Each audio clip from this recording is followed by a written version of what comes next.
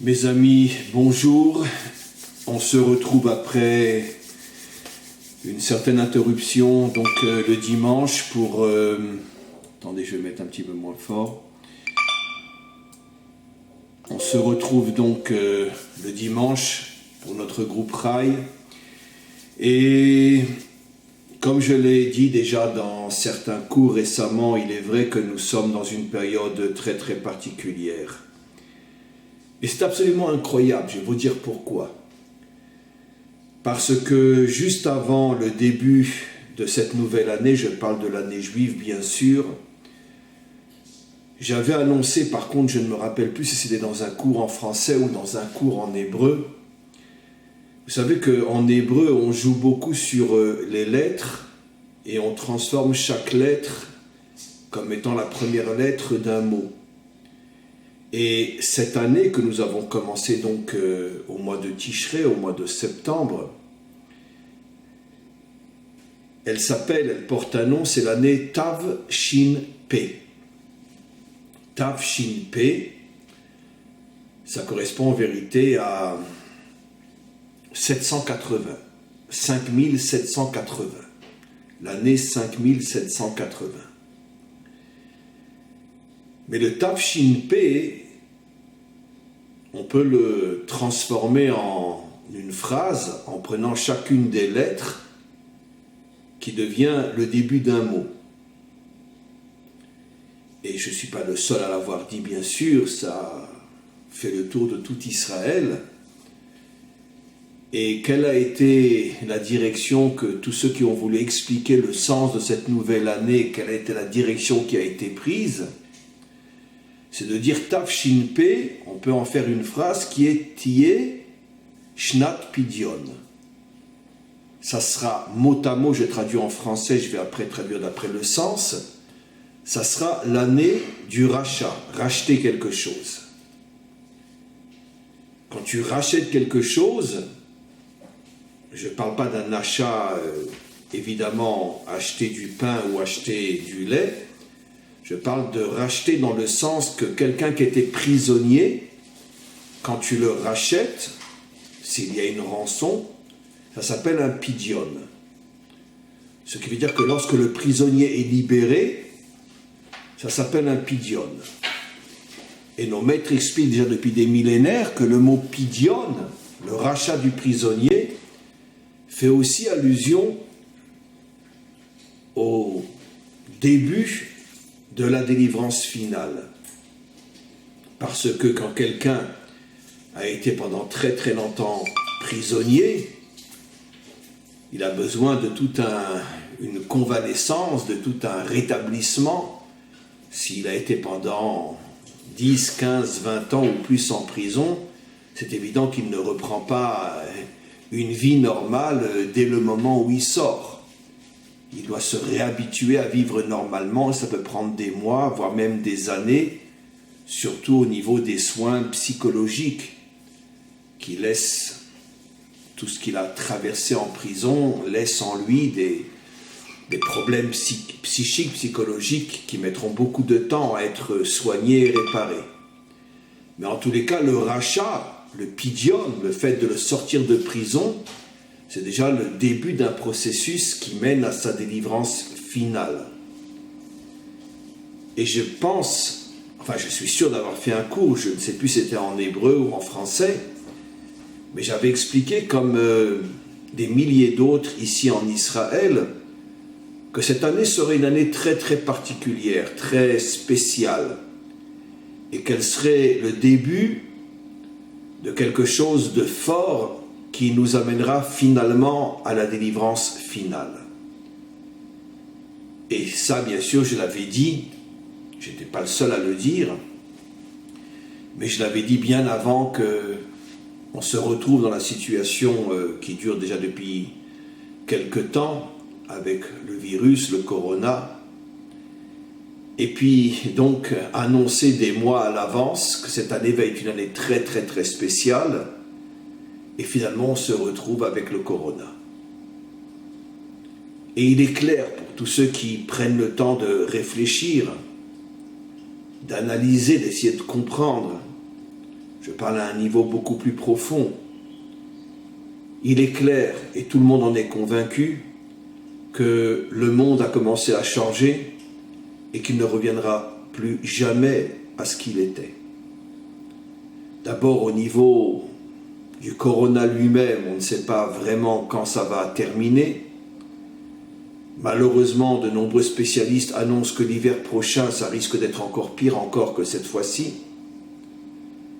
Et puis de toute façon, je ne rentrerai pas dans les détails de ce que j'avais déjà expliqué par rapport à ce qui se cache derrière, mais de toute façon, de plus en plus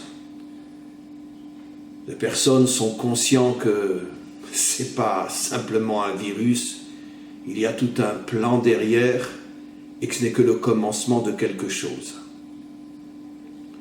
qui va changer le monde. En vérité, vous pourrez me dire, mais attends, ça ne peut pas être le début de la délivrance, bien au contraire, puisque tel que j'explique les choses, c'est plutôt dramatique. Il n'y a pas de contradiction, mes amis. Avant chaque lumière, il y a une grande obscurité. Je ne cesse de l'expliquer, encore dans le cours que j'ai mis ce matin sur le site. Vaïere, vaïvoker, il fut soir, il fut matin. Il n'y a pas de lumière qui n'est pas précédée par une grande obscurité.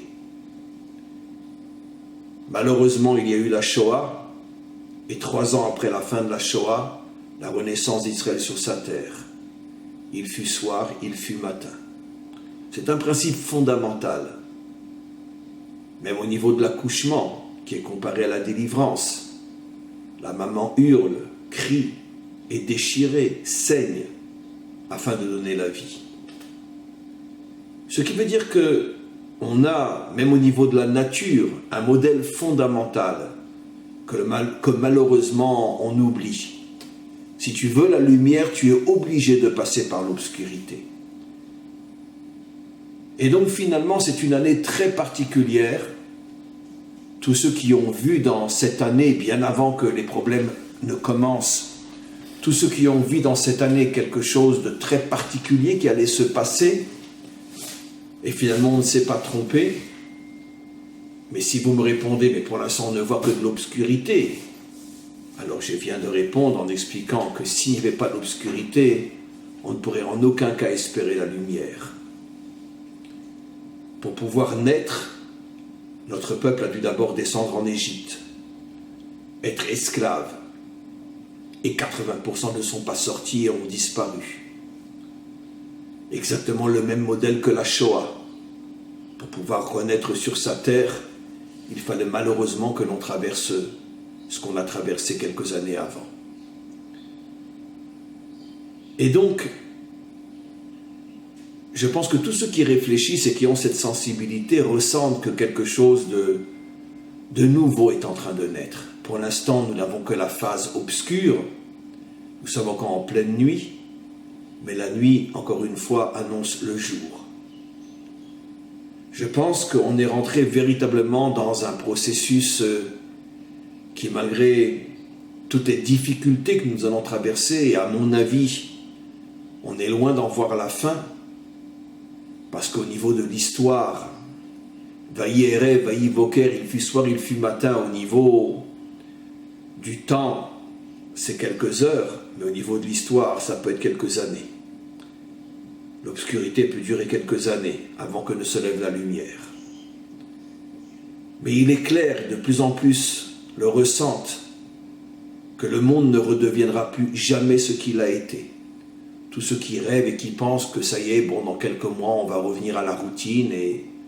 Oui, peut-être qu'il y aurait une période, effectivement, de quelques semaines, quelques mois, où on va tout oublier. Mais regardez, je le dis et j'en prends l'entière responsabilité. Nous ne sommes qu'au commencement d'une grande, grande nuit qui, finalement, permettra le dévoilement d'une lumière infinie. Mais pour l'instant, nous ne sommes qu'au début du tunnel et il va être très très long. Même si de temps à autre, on aura quelques éclaircies pour se renforcer ou pour se cacher la face et oublier. Donc on rentre dans des temps incroyable, mes amis. Et c'est pour ça que je pense que chacun d'entre nous, et surtout ceux qui suivent les enseignements de la Torah, doivent comprendre que, comme je l'ai dit, je me répète, nous ne reviendrons plus jamais en arrière. Le monde a radicalement changé et va changer de plus en plus. Les forces contraires vont tout faire pour anéantir l'humanité, comme elles essayent de le faire depuis que le monde existe. Mais finalement, c'est les forces du bien qui, après avoir été piétinées, poursuivies, c'est les forces du bien qui finiront par prendre le dessus et la lumière finalement se dévoilera. Je pense que chacun d'entre nous a le devoir dans cette période de véritablement se prendre en main, d'essayer de sortir de cette routine qui nous fait oublier ce que l'on est, pourquoi on est là, et quel est notre but, quel est notre sens, et de comprendre que finalement la délivrance finale viendra par le mérite de ces dizaines, de ces centaines, de ces milliers et plus de personnes qui, partout dans le monde, auront compris que tout ce que nous traversons, ce sont des signes qui viennent d'en haut pour nous obliger à rentrer au plus profond de nous-mêmes, aller chercher, dévoiler au plus profond de nous-mêmes des forces inimaginables qui, comme je l'ai souvent expliqué, se cachent en nous. Le grand problème de l'homme, c'est que l'homme et la grande majorité des hommes ne vivent qu'avec l'extériorité de leur être et ne savent pas du tout qui ils sont et passent complètement à côté de toute cette lumière incroyable qui se trouve en nous, de ces forces gigantesques qui se trouvent en nous, et si on les atteint et si on les dévoile, font de nous des géants.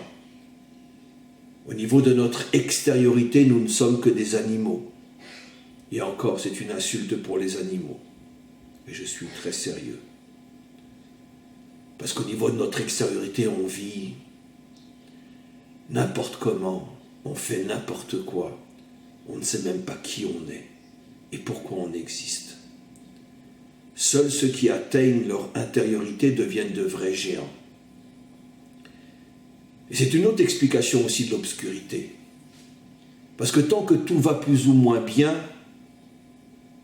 tu vis comme tout le monde, plus ou moins bien. Mais dès que ça va mal, alors la majorité s'écroule dans le désespoir, mais il y a une minorité qui comprend que le ça va mal est là pour t'aider à rentrer au plus profond de toi et aller chercher au plus profond de toi le trésor caché que le maître du monde a mis en nous et qui reste caché tant qu'on ne va pas le chercher.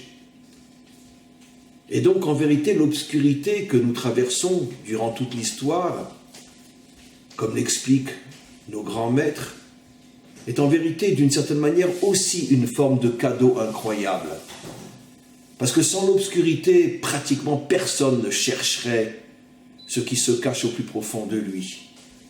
Parce que la routine prend le dessus et le tout va bien nous satisfait. Mais quand tout va mal, il y a une minorité qui se réveille, qui cherche en elle et qui trouve le trésor. Et c'est cette minorité qui fait avancer le monde, réellement. Dans notre histoire, dans notre peuple, c'est toujours ce qui s'est passé.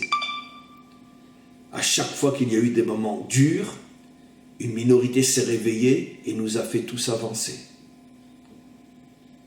Tout ce que nous avons traversé, les pogroms, les persécutions, l'Inquisition et combien d'autres choses. La majorité s'effondrait dans la tristesse, dans le désespoir, dans le découragement. Il y avait toujours une poignée d'hommes ou de femmes qui essayaient de comprendre le pourquoi. Et ça les amenait à rechercher très profondément en eux. Et ils trouvaient des forces qui faisaient d'eux des leaders qui faisaient avancer notre peuple. Et c'est toujours ce qui s'est passé. Et c'est vrai aussi dans le monde entier, bien évidemment. Il y a toujours cette minorité qui transforme l'obscurité en lumière, l'abîme en échelle, et qui, au lieu de sombrer tout en bas, s'élève et amènent avec eux tous ceux qui sont prêts à les suivre. Donc chacun doit avoir cette réflexion aujourd'hui et se dire que nous avons tous et toutes l'occasion de partir à la recherche de ce trésor qui est enfoui en nous. Et chacun à son niveau, deviendra un leader, deviendra un guide, un modèle que les autres pourront suivre. Et ce sont ceux qui auront trouvé le trésor qui feront avancer le monde. En ce qui me concerne, comme je l'ai annoncé dans les différents derniers cours, c'est une réflexion qui m'accompagne depuis pratiquement maintenant 2 mois. Qu'est-ce que le maître du monde veut de nous? Qu'est-ce qui nous arrive? Pourquoi? Pourquoi cette obscurité qui tout d'un coup s'abat sur un monde qui vivait dans une routine plus ou moins satisfaisante? Parce que quelque chose de très très très grand se prépare. Et pour avoir le mérite de l'atteindre, il faut fouiller au plus profond de soi. Mais pour fouiller au plus profond de soi, il faut d'abord traverser des épreuves et des difficultés, sinon personne ne le fera. Et c'est ce que nous vivons, c'est ça le message que nous devons comprendre. Tous ceux qui ne comprennent pas ce message seront complètement exclus du véritable sens profond et réel de l'histoire et continueront à vivre comme des animaux, ou pire encore.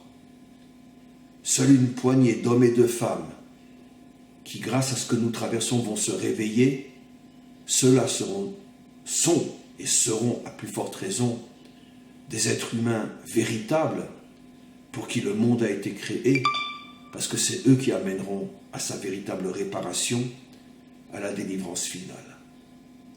Voilà le message que je voulais vous adresser, mes amis, un message profond qu'il va falloir écouter et réécouter. Et maintenant, on va passer à vos questions.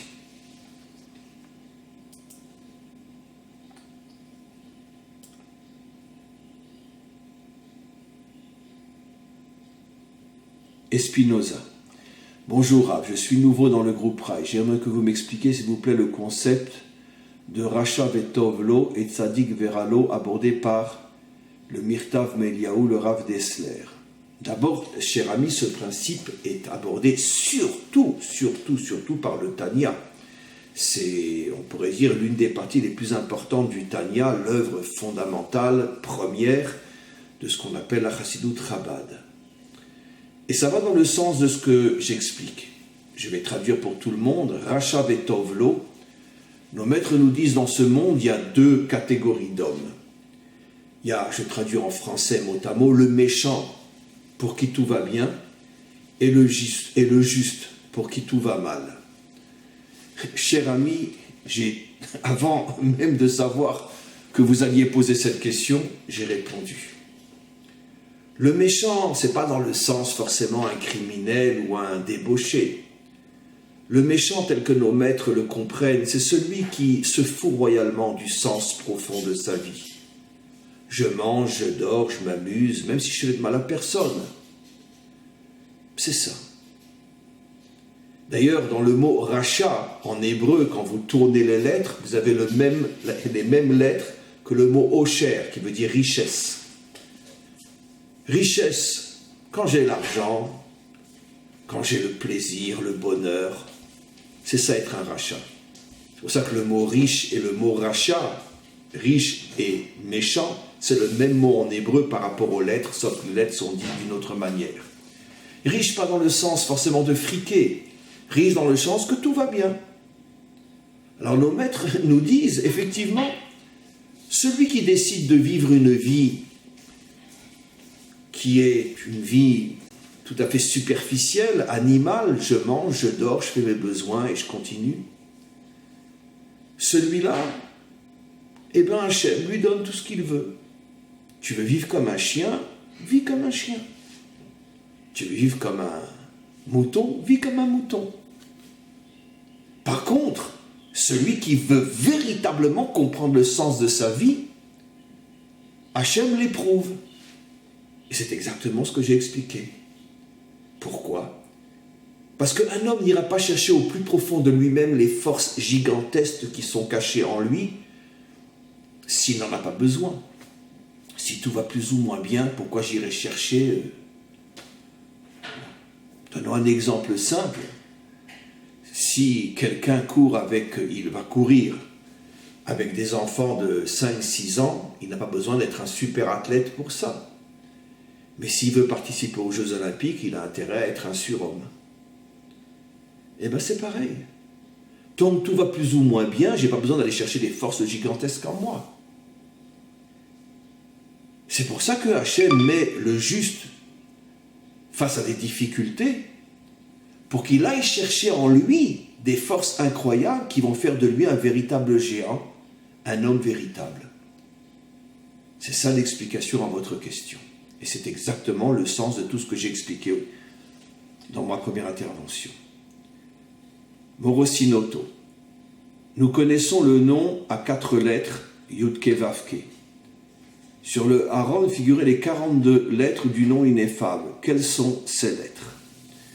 Alors, je ne pourrais pas vraiment rentrer dans les détails, cher ami, parce que c'est des notions de Kabbalah un petit peu compliquées, par rapport auxquelles il faudrait que je fasse je ne sais combien de commentaires pour ce qu'on appelle des préfaces, avant d'arriver au sujet lui-même. Mais vous savez que je vais vous donner un exemple pour que vous compreniez un petit peu la direction. Vous savez qu'en hébreu, chaque lettre est composée de plusieurs lettres. Par exemple, la première lettre de l'alphabet se dit Aleph. Mais si j'écris le mot Aleph, qui est une seule lettre, mais si, quand je le prononce Aleph, à la différence du français, c'est A, B, C. Mais en hébreu, c'est Aleph, Bet, Gimel. Donc, prenons l'exemple de la première lettre. Si je l'écris telle que je la prononce, j'ai 3 lettres. Un Aleph, un Lamed et un P. Maintenant, ces 3 lettres, je peux les décomposer à nouveau. Le Aleph, je peux l'écrire encore une fois Aleph. Le Lamed, je vais l'écrire Lamed, Mem, Dalet. Et le P, je vais l'écrire PE. C'est-à-dire que chaque lettre peut se décomposer à l'infini. Maintenant, revenons au nom divin.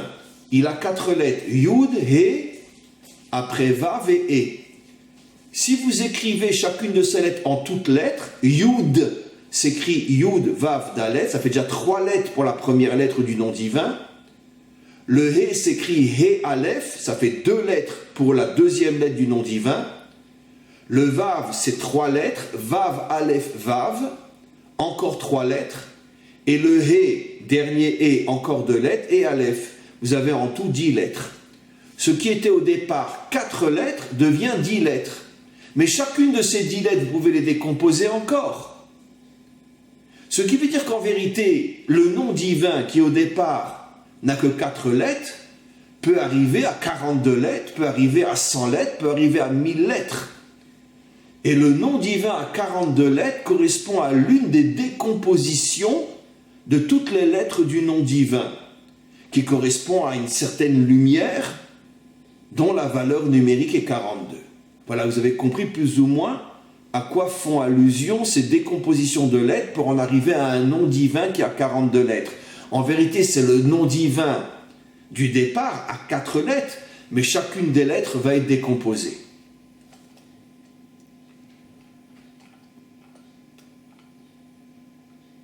Marie-Claire, Shalom Rab, en relation avec vos derniers cours sur l'unité, comment peut-on être en unité avec des personnes qui ne suivent pas les enseignements de la Torah, les chrétiens, les musulmans, etc.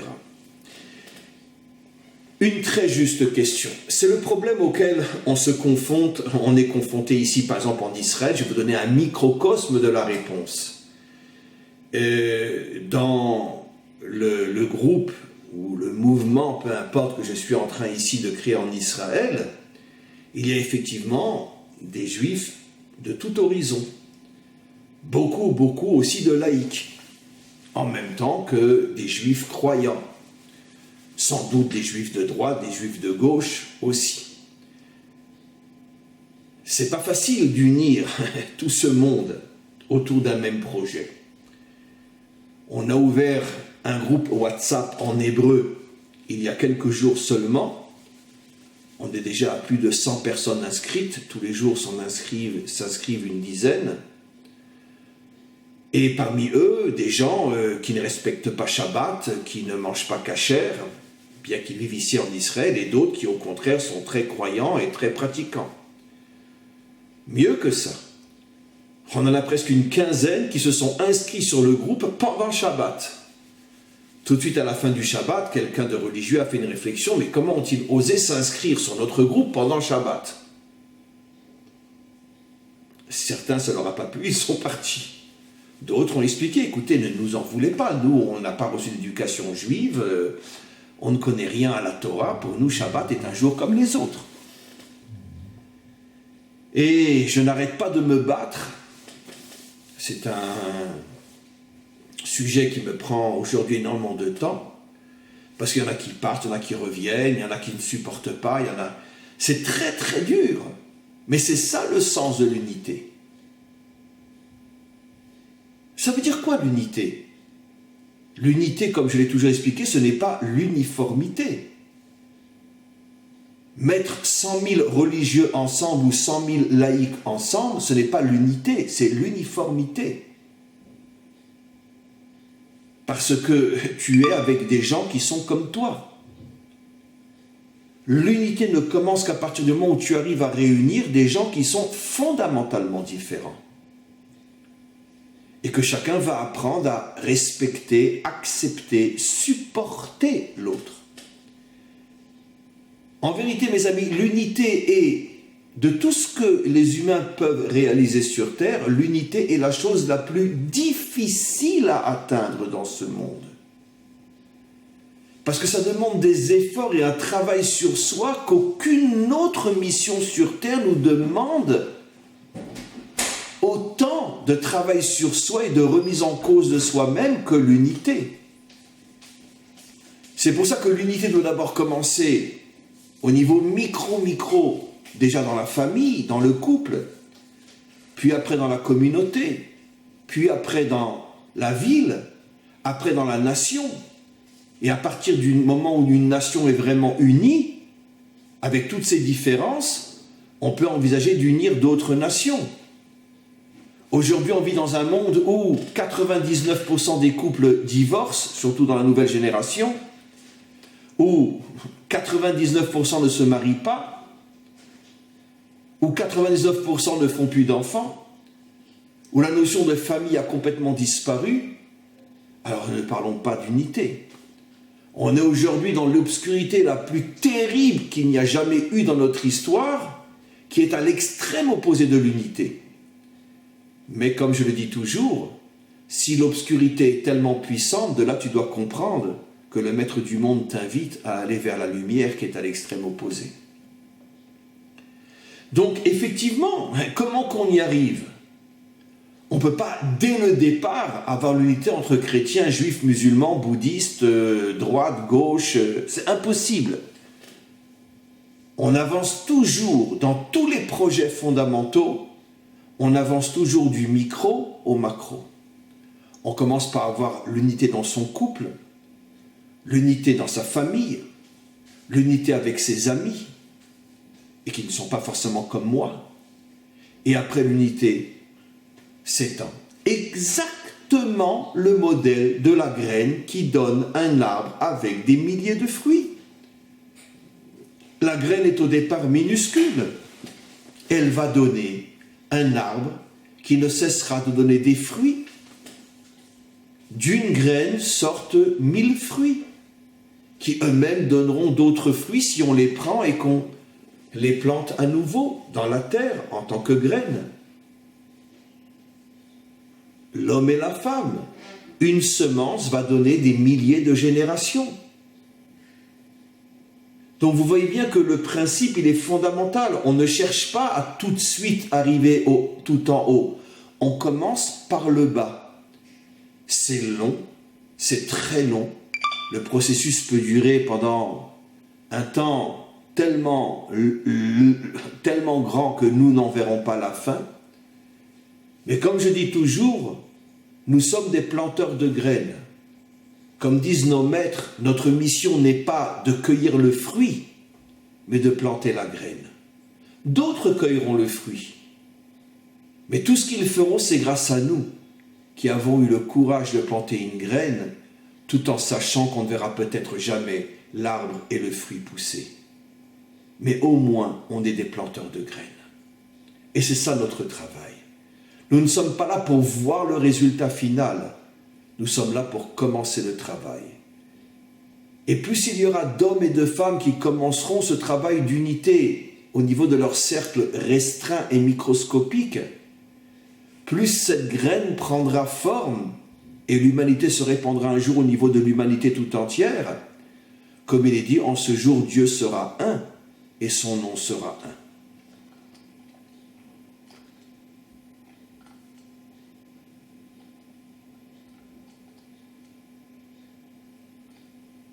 Yael, bonjour Rav. Comment pouvons-nous aider à réaliser votre projet en France et en Israël, même pour ceux qui ne maîtrisent pas bien l'hébreu? Je vous remercie pour tout ce que vous nous apportez. Écoutez, j'ai effectivement lancé l'idée de ce projet d'unité en dehors d'Israël et bien sûr en français. J'ai déjà reçu beaucoup de demandes auxquelles je n'ai pas répondu pour deux raisons. D'abord parce que je vous avouerai très franchement qu'en plus de tout le travail que je fournis déjà, ce nouveau projet ici en Israël m'accapare pratiquement 100 heures par jour. Et je n'exagère pas, même un peu plus. Le deuxième problème, c'est que il m'est difficile de savoir exactement comment un projet en dehors d'Israël va pouvoir se réaliser. D'abord parce que je ne vis pas à l'extérieur. Et aussi, ça va s'adresser à des gens qui sont très éparpillés. Je ne dis pas qu'on ne va pas le faire, mais j'ai besoin encore de mûrir et de réfléchir sur la manière dont on va pouvoir lancer ce projet à l'extérieur. D'ailleurs, je vous invite, tous ceux qui m'entendent maintenant, à peut-être me proposer très concrètement des idées sur la manière dont on pourrait procéder. Pour pas que ce soit uniquement une idée vague, illusoire, mais qu'on puisse véritablement faire quelque chose. Encore une fois, mon numéro de téléphone 053 708 53 53. Il faut faire un indicatif et enlever le 0 si vous m'appelez de France sur WhatsApp. Et peut-être que ça ferait avancer les choses si on venait avec des idées très concrètes. Parce que pour l'instant, j'ai reçu énormément de messages qui me disent « Rav, votre projet m'intéresse. » Très bien, m'intéresse. Qui n'est pas intéressé par un grand projet? Mais le problème, concrètement, qu'est-ce qu'on fait? Et comme je l'ai expliqué aussi, j'aurais du mal à pouvoir véritablement gérer les deux groupes, ici en Israël et ici en France. Donc, en France ou ailleurs. Donc, j'aurais besoin de personnes qui acceptent de se nommer, bien que ça sera avec moi, mais se nommer comme responsable de ce projet, avec tout le travail que cela occasionnera.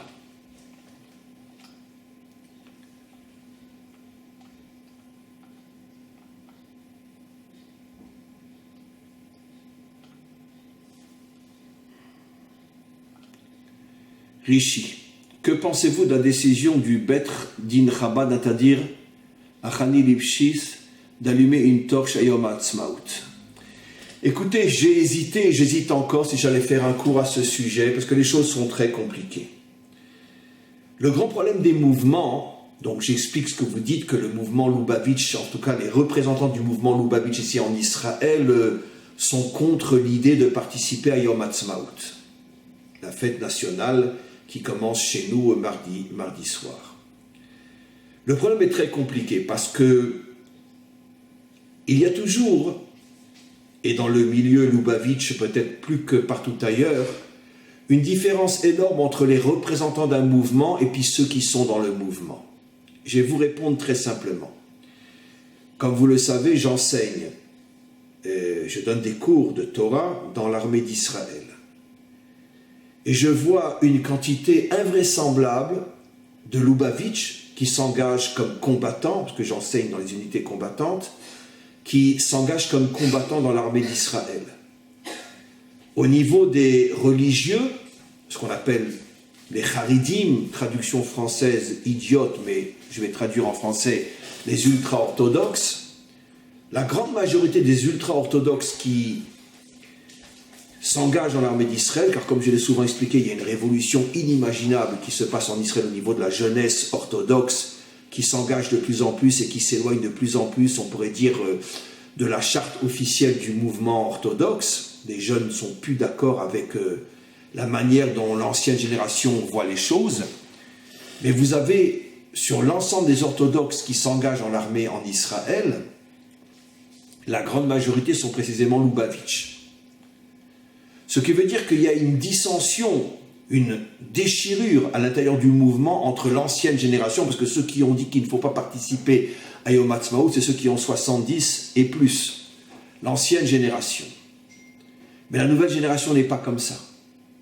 Justement, il y avait dans Facebook, je l'ai vu ce matin, quelqu'un qui s'insurgeait, qui disait « Mais comment les Lubavitch osent dire qu'il ne faut pas participer à Yom Ha'atzmaut ?»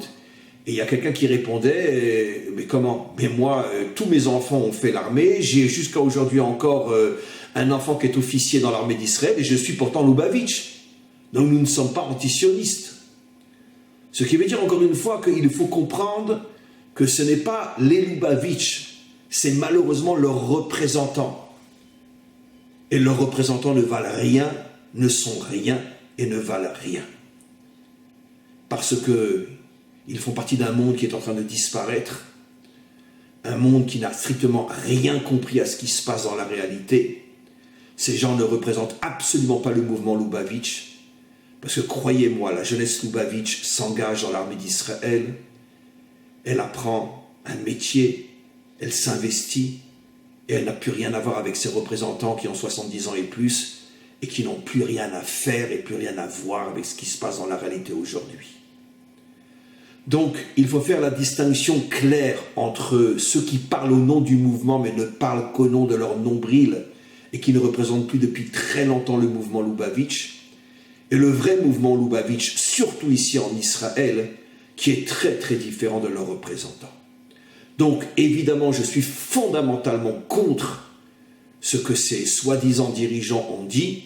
Ils se trompent complètement, c'est une véritable honte, une véritable trahison à l'égard de notre peuple.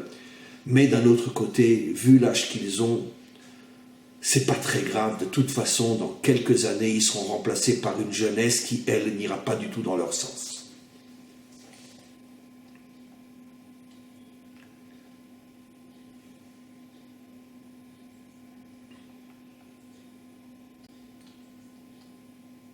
Marc Bendayan. Les gens se tournent beaucoup vers la religion pour se rassurer.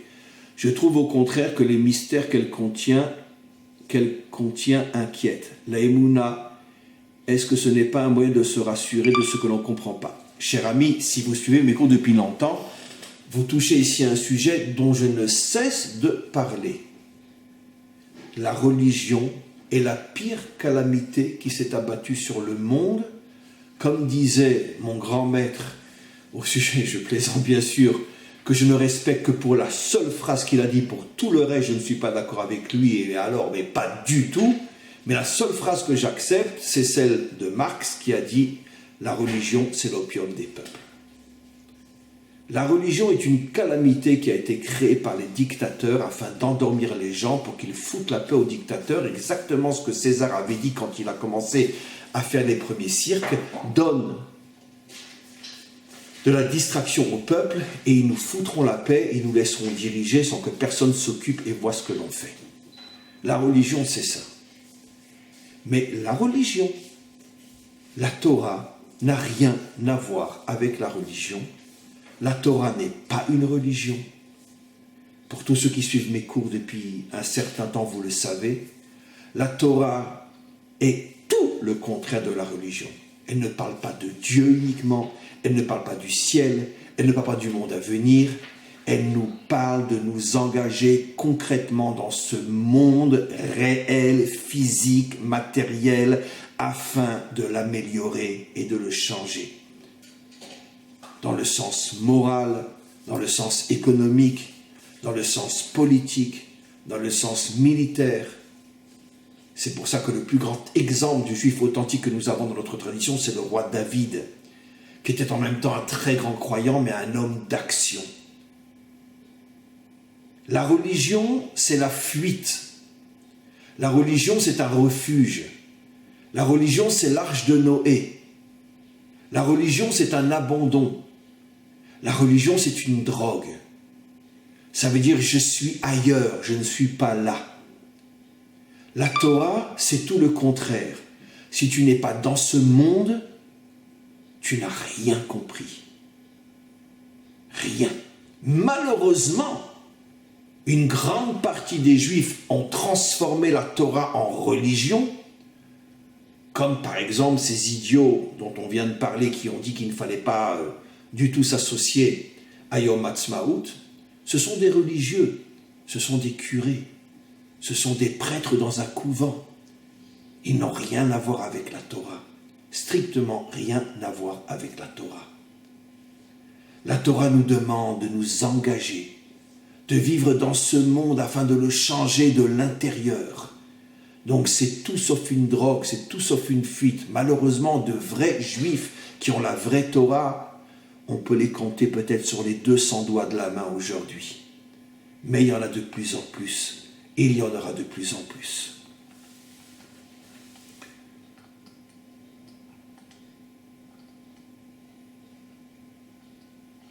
Urni, est-ce qu'il y a un lashon hara positif ou négatif, comme pour la critique? Je n'ai pas compris votre question, reposez-les-moi d'une manière beaucoup plus concrète, excusez-moi. Cher Rav, on entend beaucoup de critiques sur la tsniout et quasiment rien sur les homos, comment expliquer? Et là aussi j'ai du mal à vous comprendre, vraiment excusez-moi, peut-être que je suis fatigué. Je ne vois pas pourquoi. Non, des critiques, il y en a surtout. Il y en a autant sur la manière trop dénudée de s'habiller ou sur tout ce qui se passe au niveau des mœurs aujourd'hui. Je ne vois pas pourquoi vous dites qu'il y en a plus dans un domaine que dans un autre. Donc excusez-moi, j'ai du mal à vous répondre. Alors, que symbolise pour vous la tour Eiffel? Genre Médino. C'est intéressant parce que en hébreu, on dit Migdal Eiffel. Et alors, vous allez être stupéfait. Vous savez ce que veut dire le mot Eiffel en hébreu? Ça veut dire obscurité. La tour de l'obscurité. Et c'est facile à comprendre, puisque c'est une grande antenne qui, finalement, permet, d'une certaine manière, la diffusion de tout ce qui est télévision, radio, etc. Et il n'y a pas plus grande obscurité que, justement, que ces choses-là qui finalement nous abrutissent, et surtout au niveau des médias, au niveau des informations, et qui finalement sont là pour détruire notre libre arbitre, notre réflexion personnelle, et faire de nous des moutons qui suivent les leaders et qui, eux, sont derrière les médias pour que les médias nous transmettent toutes les bêtises qu'elles nous transmettent, tous les mensonges, afin de nous faire perdre, encore une fois, véritablement notre dimension humaine, notre esprit critique et notre capacité de réfléchir par nous-mêmes. Donc c'est pas pour rien qu'en hébreu, tour Eiffel signifie la tour de l'obscurité. Brach, avant la naissance, il y a l'accouchement, absolument, comme je l'ai expliqué. Urni, si j'ai bien compris, il faut une certaine mesure de mal pour que ce monde fonctionne. Oui, d'une certaine manière, absolument. Comme je l'ai expliqué, quand tout va bien, l'homme se perd complètement. Vous ne verrez jamais des grands sortir dans l'histoire humaine quand tout va bien. Ça n'a jamais existé. Tous les grands sont sortis dans des périodes de troubles, de souffrance et d'épreuves. Jamais pendant des périodes où métro, boulot, dodo. Ça n'existe pas. Donc d'une certaine manière, oui, le mal, si j'ose dire, est d'une certaine manière un aspect du cadeau qu'Hachem veut nous faire de nous amener à devenir des hommes authentiques. Christopher, bonjour Rav. Maintenant que le peuple d'Israël a regagné sa terre, n'est-ce pas aux 70 nations de reconnaître la lumière d'Israël pour que la Malchoute se dévoile? Oui, vous avez 100% raison. Et c'est ce qui se passe petit à petit. C'est ce qui a commencé grâce à Internet, où, comme vous le savez sans doute, certains ont le mérite d'avoir des milliers de non-juifs qui les suivent et qui d'une certaine manière changent leur vision du monde grâce aux enseignements de Torah qu'ils entendent grâce à Internet. Alors là, encore une fois, comme je l'ai dit tout à l'heure, le processus est long jusqu'à ce que le monde soit complètement transformé. Mais on est au début de ce que j'appelle, moi, planter les graines. Vous avez aujourd'hui, dans toutes les langues, en anglais, en espagnol, en français et autres, en russe, vous avez des millions de non-juifs qui découvrent la Torah et qui changent leur conception et leur vision du peuple juif, de la terre d'Israël. Et c'est encore une fois le début d'un processus inimaginable qui amènera justement à la reconnaissance d'Israël par les nations tout entières au moment de la délivrance finale.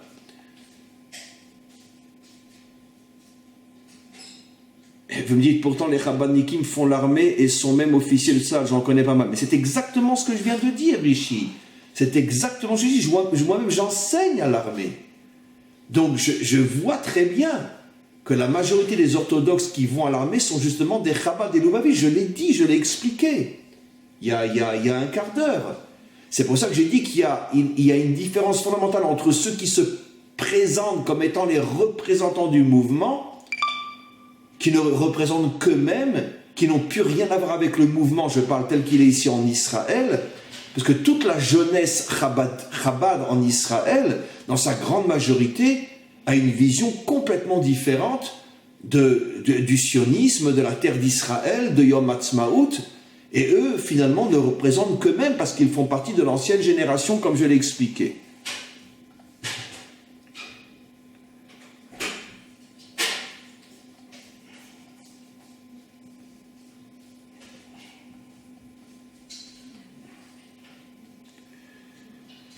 Alors, Christine, pour la dimension 8, est inclus donc s'attendre à une lumière infinie pour cette année Yom Ha'atzmaut 72. C'est effectivement nation, Israël et Hachem. Absolument, c'est ces différents signes. Et d'ailleurs, on fête cette année la 72e année de l'État d'Israël. Et comme vous le dites, 72 inclut les 70 nations, Israël et le maître du monde. Ça fait 72. Donc effectivement, un signe de plus qui prouve que cette année est une année particulière, qui est cachée par l'obscurité, mais qui contient en elle une lumière qui finalement se dévoilera et amènera l'unité entre les 70 nations, Israël et Hachem. Absolument.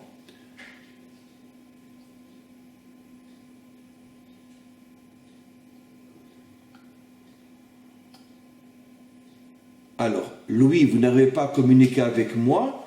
Non, mon numéro de téléphone, encore une fois, c'est 053 708 53 53 et vous faites l'indicatif avant, selon le pays où vous habitez, vous enlevez le 0 avant le 53. Est-ce que la Chine est Gog? Il y a de nombreux avis qui disent que oui, mais moi je fais partie des avis qui disent que non. Et Gog viendra de l'ouest et non de l'Est, et Gog sera une nation occidentale, et je vous avouerai que je suis persuadé que ça sera l'Amérique lorsque les démocrates reprendront le pouvoir, et on le verra bientôt. Stéphane, Shavuatov, Hachem n'attendrait-il pas de voir tous les Bnei Avraham être unis, réunis en un? Qui et comment pourrait être lancé le mouvement général en ce sens? En d'autres termes, ne serait-il pas temps de diviser la Torah au niveau des peuples et des nations, nombreux à être en attente? Mais c'est ce qui se passe, cher ami. La Torah se diffuse au niveau des nations aujourd'hui d'une manière inimaginable, comme ce n'a jamais été le cas. Je pense que vous devez savoir que des centaines de milliers de non-juifs partout dans le monde suivent des cours de Torah dans la langue qui leur correspond, en anglais, en espagnol, en français, en russe. C'est phénoménal. Je dis des centaines de milliers, à mon avis, c'est beaucoup plus encore. Et il est en train d'avoir un changement énorme au niveau de leur vision du peuple juif et de la Torah d'Israël. C'est évident, et qui mieux que moi le sait et le vit, à mon humble niveau. Et donc, encore une fois, nous sommes au tout début d'un long processus, mais nous le vivons et nous le voyons, que le monde tend de plus en plus vers l'unité, et on pourrait dire tous ces mensonges qui ont créé tellement de haine les uns à l'égard des autres, tout ça est en train de s'affaiblir et un jour peut-être disparaîtra si Dieu veut. Absolument. Christine, unité en mouvement. En physique quantique, on parle d'intrication, une seule conscience dans des corps différents, marchant d'un seul pas vers la lumière permet donc de vivre la différenciation et l'opposition comme l'unité en mouvement. Absolument, absolument. Toutes les lois au niveau moral et spirituel sont d'abord dans la nature, comme on le sait. La Torah, elle nous explique depuis des millénaires qu'il n'y a aucune séparation entre le monde d'en bas et le monde d'en haut. Ce qui veut dire que tout ce qui est vrai au niveau moral et spirituel est inscrit même dans les lois de la nature. Et la véritable science est en train de le découvrir de plus en plus. Qu'il y a une unité parfaite entre tous les niveaux de la création sur le plan matériel, mathématique, physique, chimique, moral et spirituel aussi.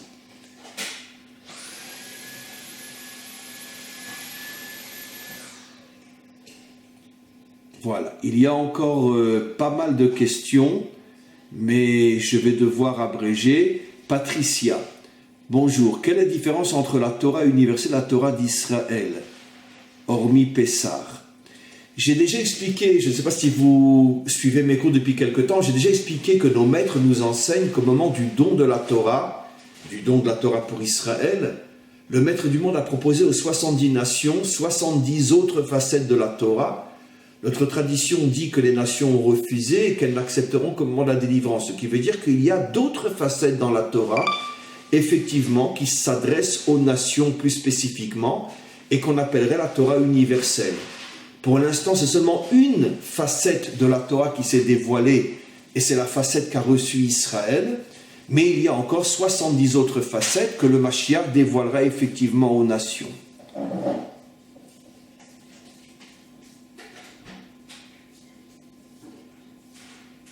Alors, encore une question et on va arrêter là. Je demande vraiment que ceux à qui je n'ai pas répondu, je m'excuse, ne m'en voulez pas, vraiment ne m'en voulez pas, mais je suis obligé d'arrêter. Donc encore une question. Yael, aujourd'hui nous ne savons plus nous adresser à Dieu comme le faisaient nos ancêtres. Comment retrouver ce lien entre le peuple et Dieu ? Qui sait le faire aujourd'hui? Je pense que l'un des grands problèmes que nous avons dans la prière, c'est que justement nous restons dans une prière religieuse. Nous demandons, je l'ai souvent expliqué dans mes cours, que nous ne devons pas seulement demander. Nous devons demander à Dieu de nous donner les forces d'agir. La vraie prière est la réception d'énergie qui nous permettent d'agir. Or, nous demandons uniquement. Finalement, notre prière est devenue une prière religieuse. Je veux être pris en charge. Non, je dois demander à Hachem de me donner des forces pour réaliser des projets d'action dans ce monde. Et lorsqu'on reviendra à ce genre de prière, croyez-moi, la prière reprendra un sens absolument incroyable. Voilà, mes amis, je vous demanderai encore une fois, et après je vais arrêter, je vous demanderai juste exceptionnellement, parce que je pense que ce cours est un message qui doit être entendu par le plus de personnes possible. Vous me répondez, est-ce que vous m'autorisez à mettre ce cours au grand public, même pour ceux qui ne sont pas au groupe Rai, avec vos questions et mon intervention, car je pense que c'est notre devoir d'agir avec chesed, avec bonté à l'égard de ceux qui ne sont pas dans ce groupe. Et je ne dis pas qu'on le fait à tous les cours, loin de là, mais ce cours, je pense, c'est un cours que véritablement des milliers d'autres personnes doivent pouvoir l'entendre. Alors j'attends votre réponse. Est-ce que vous êtes d'accord que je puisse le mettre sur la ligne officielle et pas seulement pour notre groupe? Voilà. On va donc s'arrêter pour aujourd'hui. On reprend notre séminaire, bien sûr, la semaine prochaine, dimanche prochain.